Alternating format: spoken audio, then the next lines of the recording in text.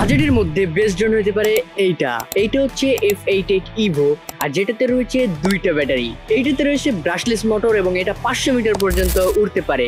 এই ড্রোনটা বাচ্চাদের জন্য যেরকম স্পেশাল সেরকম আপনার জন্য হতে পারে। যদি আপনি বিগিনার হন বা আপনি ড্রোন শিখতে চান তাহলে এই ড্রোনটা কিন্তু আপনার জন্য একটা পারফেক্ট চয়েস হতে পারে। অ্যান্ড এইটাতে 3D ফ্লিপ মুড রয়েছে যেটা বাচ্চারা খুবই পছন্দ করে।